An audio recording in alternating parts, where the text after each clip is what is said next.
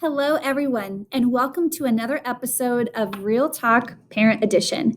We are so glad that you're able to join us again today, and we truly hope that you're able to find some value in these videos and that they're helpful for you. So, Miss Reynolds, what are we talking about this week? So today we're really excited to bring to you a very special guest. She is a board certified behavior analyst, and she is going to be here with Mr. Holt talking about just really student behavior. So if you're seeing some of the things that she's talking about from your student, especially during these times, these really, really tough times that we're in right now, how you can, handle those behaviors appropriately and how you can help your student really. That's so interesting. I am so excited to hear from her and Me too. learn from her. So here we go. Here we go. Welcome, Mrs. Melendrez, Mrs.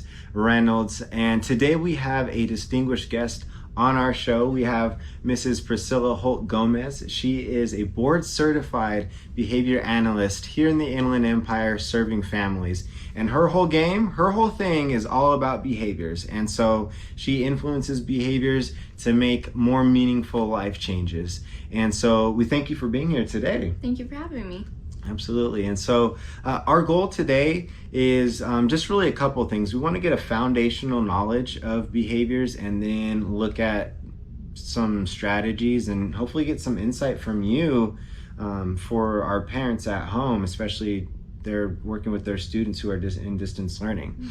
And so that's our goal for today. So with that being said, let's get straight into it. Can you give us just a basic overview of behaviors and how you work with them and how you look at behaviors? Yeah, so all behaviors are learned. And so when we see these specific behaviors, there's always a function. So why are they occurring? So any behavior is going to fall under the 4 functions of behavior. And the acronym that I like to use is SEAT. So SEAT. So sensory, escape, attention, and tangibles. Tangibles can also be also known as access to items. SEAT. Mm-hmm. Yeah, that makes it easy Yes. to understand. You said those are the functions, so that's like why it happens. Exactly. That's awesome. So sensory, escape, attention, and then tangible. So like things like Fortnite, is that like a tangible? That would be a tangible, yes. you know about Fortnite. Yeah. Okay, and then a couple of the other ones that I heard, and it applies, I think, to us, is you said escape. Yes. Especially for students. Mm-hmm. Okay, so we might see that with some of our students at home in distance learning, especially, and also attention was the third one, correct? Yeah. Mm-hmm. Can you kind of expand on that, what that might look like? Yeah, so escape may look merely getting up from the table and leaving the designated area. It also could be closing the Chromebook itself and escaping the class, the assignment, peer interaction. If we're looking at attention, that could be maybe your child is in the chat box, maybe typing some inappropriate comments or just off-topic comments, and that spikes some interaction from other peers. Oh, that was so funny, or and then it's just an ongoing thing. So praise, getting that positive reinforcement of like, oh, I'm funny, I'm gonna keep doing it. Or also maybe even a reprimand from the teacher. So hey, stop doing that, that's inappropriate. No matter what, if it's positive, so that, oh, that was funny, or that reprimand, constituted as negative attention, it makes no difference to the child. Attention is attention. Hopefully that kind of resonates with you too, to be a little bit more precise. And so with that being said, if we're looking at, let's take it back. Let's think about from our parents' perspective, and they're teaching, or they're working with their kids, and they're in distance learning. And parents, you're doing everything right now. I mean, you guys are superheroes, and our world has changed. Your kids are at home, and you're doing your best to navigate all areas. And we just want to commend you on that, but also too, let's look at how we can possibly be able to gain some insight from you so that we can make our lives and the way that we're working with our kiddos a little bit more efficient. Like, what would you say to a parent that is in this circumstance? Yeah, as you were saying, we're being admiring the parents as our whole lives have changed, but also taking into account and being flexible with our children. I think not only have your lives changed and your routines have changed, but so have theirs, and maybe they're coping the best way that they know how.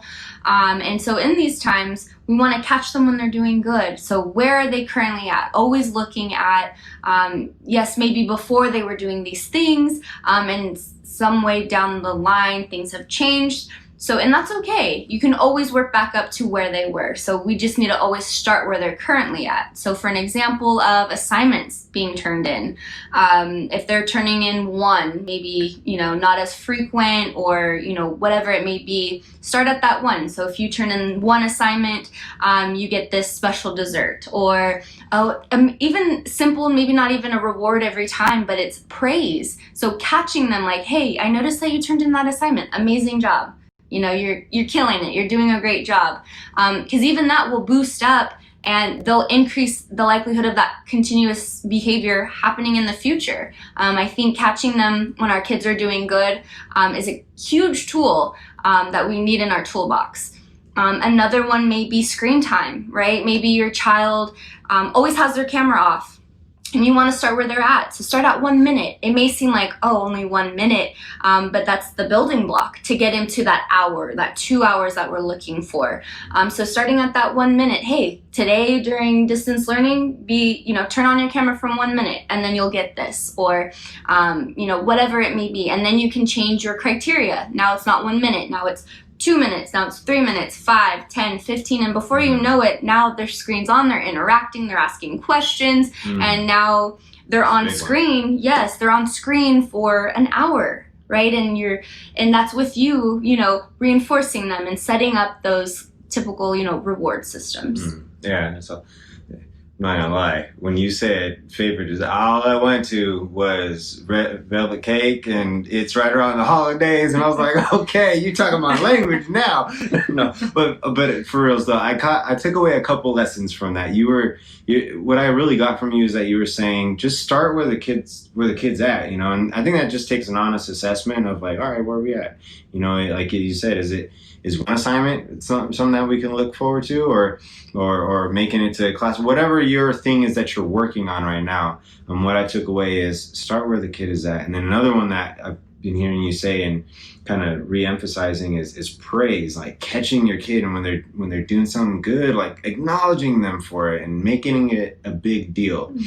And then you said systematically building up and increasing what you're asking of the Exactly. kids. All right. Yeah, those are great strategies, and they're kind of simple, but for me, I don't always think about it like that. But so when we have these conversations, I think it just kind of brings us back to some of those effective practices. And hopefully you've been able to take away something from this Real Talk. And we are so glad that you were here. We are thankful for your expertise, especially from that behavioral lens. It's not every day that we get to think about it this way and think about parenting and raising our kids in distance learning this way. So hopefully you got some knowledge and some strategies, and we look forward to seeing you next time.